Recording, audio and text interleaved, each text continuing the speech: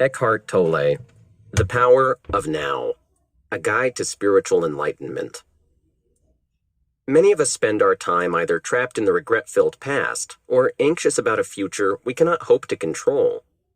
Yet, at the same time, we also cling to the hope that we can somehow improve our lives, become happier, and find enlightenment, even though we have no clear idea of how to do so.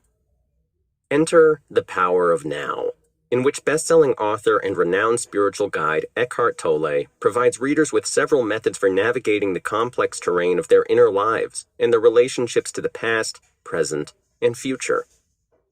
At the heart of Tolle's very practical philosophy is an emphasis on living in the present moment as a way to avoid most of the pain that we usually experience. To this end, the book focuses on the connection between the mind and suffering, offering a variety of perspectives on the numerous self-destructive ways that we use our minds. For example, to trap ourselves in cycles of suffering and stop ourselves from being happy. The Power of Now has helped millions of people to improve their lives, their relationships with others, and, crucially, their sense of self-esteem and full engagement with their lives. Blink number 1. By focusing only on the present and ignoring the past or future, you can greatly improve your life. Many of us want to find inner peace and improve our lives. We're seeking, in a word, enlightenment, yet we don't know which steps to take to find it. Well, the first step may be easier than you imagine. We tend to live in the past and in the future. One moment we're reminiscing or regretting, the next we're planning or worrying. Meanwhile, we neglect the one moment that is fully available to us, the present, now. Only the present is important because nothing ever occurs in the past or future. Things happen only in a continuous stream of present moments. Whenever you feel something, that feeling is experienced in the present, because your senses can only give you information about this specific moment. So when we say that something happened in the past, that's not quite true. It actually happened in a single, present moment. Indeed, what we call the past is really a collection of once-present moments that have passed. Likewise, the future is made up of present moments that have yet to arrive. As this suggests, there are no advantages to worrying about the future or dwelling in the past, but there are many to living in the now. If you manage to achieve that, you'll experience no major problems, just small ones that can be dealt with as they arise. For example, a challenging task like writing a scientific paper often seems too large and complicated to be achievable. If you're anxious about the work that's remaining or regret missed opportunities to work on it in the past, you'll get nowhere. But if you just solve one little problem after another, gathering the data, developing a structure, writing the first chapter, you'll accomplish it more easily. So try to live in the present. Stop clinging to the past and stop fearing the future, and you'll see how dramatically your life will improve. Blink number 2. A part of you needs pain to survive, and it creates most of the pain you experience. Let's say you manage to live in the present and to not worry about the past or future. What happens when you then experience pain? If pain is felt in the present moment, how can you deal with both physical and emotional suffering? Pain is nothing more than a self-created inner resistance to external things that you cannot change. You experience pain when you are unsatisfied with how things are, yet don't feel powerful enough to change them. This manifests itself on an emotional level as a negative feeling. Because you think so much about the past and the future, but can live only in the present, you have no means to change many things that you're unhappy about. So you develop an inner resistance to the way things are, which you experience as pain. Another aspect of self-created pain is the pain body, a part of the self that needs you to feel pain so it can survive. Since the pain body is composed of your painful experiences, it grows and strengthens whenever you experience pain. Therefore, it will try to make you miserable and sad. This cycle can continue for a very long time, until, finally, the pain becomes an essential part of you. You'll have fully identified with your pain body. Because pain will by then be such an important part of your life, you'll be afraid to let it go, because doing so would then put your very identity at risk. For example, when something annoys or frustrates you and you feel yourself getting angry, your pain body has taken control. The anger clouds your ability to think and act rationally and simply leads to more pain. Even when it seems that all pain comes from the external world, it is, in fact, for the most part, self-created. It comes from within. The good news is that because it's self-created, you can do something about it, as you'll find out in the next blinks. Blink number 3. The ego is a part of your mind that stops you from being happy. Have you ever wondered why some people seem to sabotage themselves? Why, though nobody wants to be miserable, so many people are unhappy? The culprit is the ego, a part of your mind that controls your thoughts and behavior without your noticing. Since it cannot easily be observed, most people don't know the extent to which the ego controls their life. For example, if you later reflect on a dispute you had with someone, you may notice and perhaps regret that you overreacted. Yet, in the thick of the dispute, you simply weren't aware of anything influencing or controlling your thinking and behavior. Why does the ego do this? It depends on your misery for its continued existence, so it obstructs happiness at every turn, acting against your own best interests. The existence of a destructive part of your mind that produces misery would explain why so many people suffer, despite nobody actively wanting to live an unhappy life. For example, some people intentionally sabotage their own happiness by deciding to stay in deeply destructive and painful relationships. The ego leads you into situations of conflict with others and makes you unhappy with your current situation so that it can gain control over your behavior and thinking. For example, whenever 2 or more egos come together, drama ensues, as can be seen in small offices or households. While people may want to live together peacefully, their egos make them annoyed at trivialities and cause them to overreact. If you find yourself suddenly in a fiery debate over a minor issue like whose turn it is to clean the kitchen or whether a television program is good or not, this is probably the work of the ego. The ego is a destructive part of the human mind. It wants to be the most important part of you and knows no limits, so if you let it gain control, it will bring you much suffering.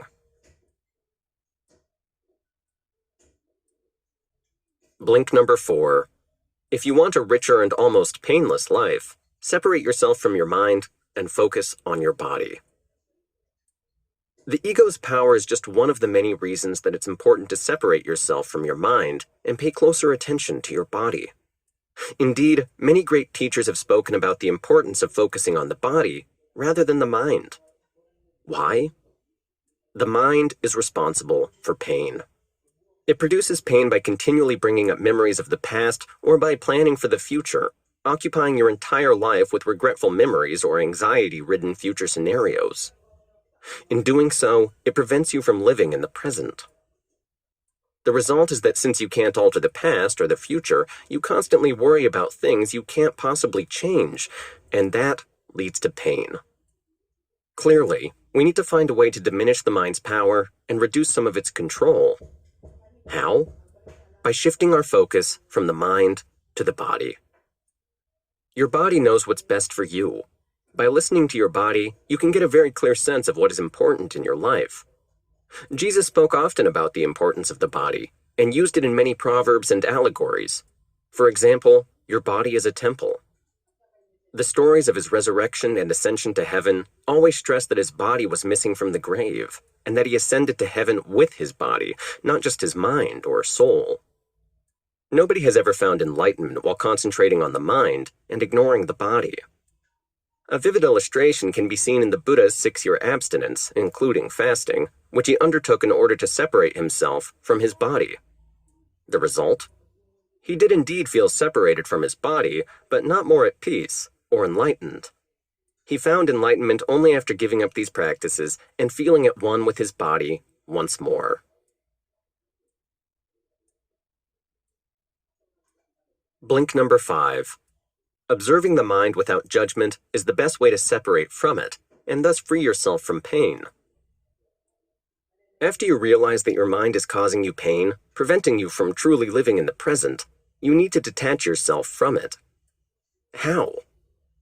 To separate yourself from your mind, you must become fully conscious of it and the power it has over you. Otherwise, you'll never understand the countless small and subtle ways it influences your thinking and behavior, and therefore, your happiness. For example, if you want to observe your mind, wonder to yourself, what will my next thought be? If you focus fully on that question, you'll see that it takes a while before the next clear thought arrives. Through observing, you've managed to create a gap in the flow of thinking.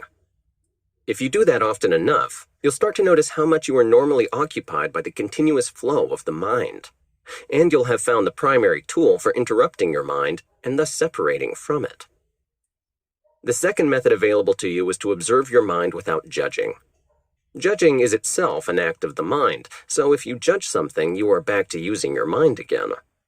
For example, if in the middle of your work you feel like running, just follow that impulse of your body. Your body knows what's good for it, so go outside and run. Then listen to the little nagging voice inside your head that says, right now you should be working and not running or wasting time, but don't judge that voice as good or bad, and make no attempt to follow the advice. Just smile at it and accept that it exists. By doing so, you'll learn to notice your mind without having to follow it to wherever it's trying to lead you. Blink number 6. Try to exist in a state of permanent alertness. While you get better at separating yourself from your mind, you can try adopting another technique: active waiting. This is a special kind of waiting state, like when you're aware that something important or serious could happen at any moment. In such a state, all of your attention is focused on the now. When you get into a state of active waiting, there's no time for the daydreaming, planning, or remembering that usually distracts us from the present. For example, while taking an exam, you should waste no time worrying about the results, but instead remain fully present and pay very close attention to the work before you. Entering a state of active waiting shortly before and during the exam can help you to achieve that.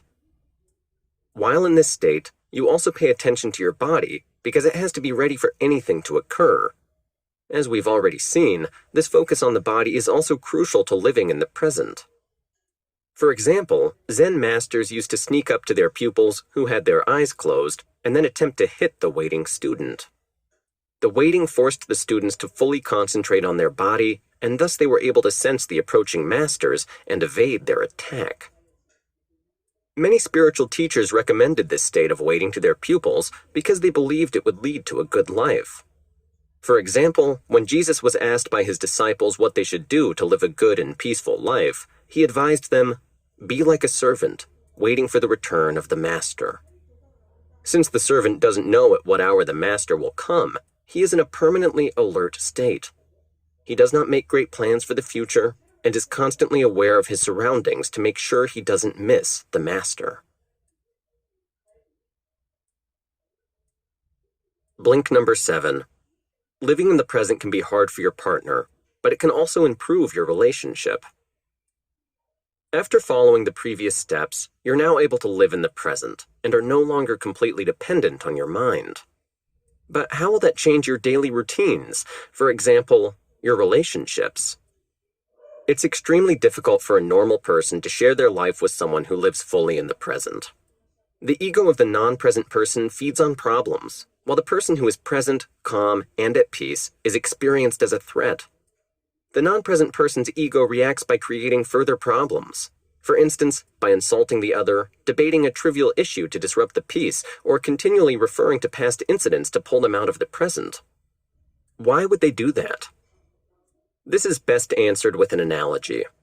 Just as the darkness cannot survive near the light, it is difficult for a person still controlled by the ego to be near a person living in the present for very long.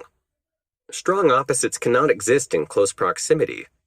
If you place a candle in the darkness disappears. If you put water on fire, the fire goes out.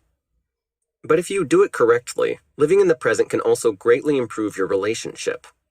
You'll be able to stop judging, criticizing or trying to change your partner, and instead see him or her as an independent person. Furthermore, the insight you gain by living in the present can be used to disrupt otherwise endless cycles, like debates that never reach a conclusion. The inner peace that being present brings enables you to hear your partner without judging. If you live in the present, then living with you can be very difficult for your partner. It can even become a new test of your relationship.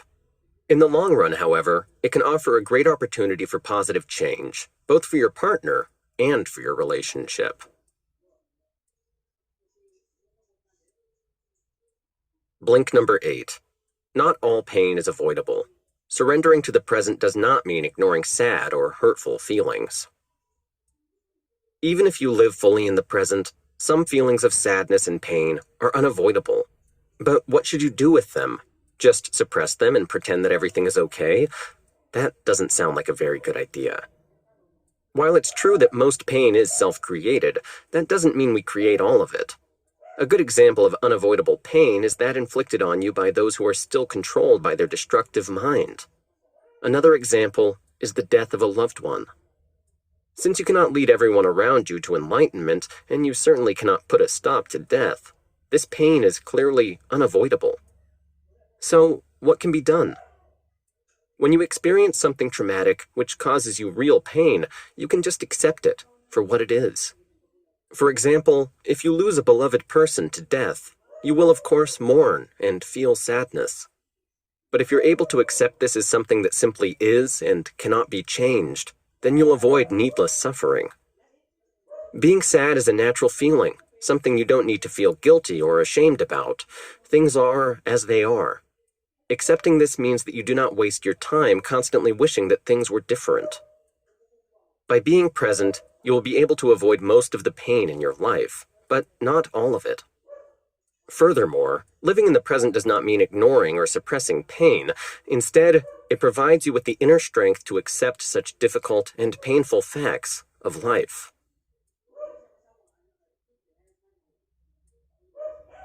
Blink number 9. Surrendering to the present does not mean living a passive life. Inner peace is a nice thing to have, but when your outer life situation is bad, inner peace is not worth very much. Does accepting the present automatically lead to a passive way of living in which you are not mindful of or willing to change anything that troubles you? Not necessarily. Living in the present is an inner process of feeling and insight and doesn't entail you having to develop a passive external behavior. For example, if you're stuck in the mud, you don't simply tell yourself that you always wanted to be stuck in the mud. Instead, you can try, without panicking, to free yourself from it. Living in the present can even provide you with new resources and new ways to solve problems. It's certainly true that living in the now can bring you new forms of strength and determination, because you don't waste your inner resources creating problems. In fact, by living in the present, you actually see no problems, only individual, manageable situations that you can solve one by one. This makes you much more effective. Living in and accepting the present does not mean you commit to a passive life, or that you choose to not even try to change it for the better. Rather, by focusing on the present and keeping the past and future in their place, you are more able to see clearly whatever it is that's actually wrong at any given moment, and you also have the strength to change those things for the better.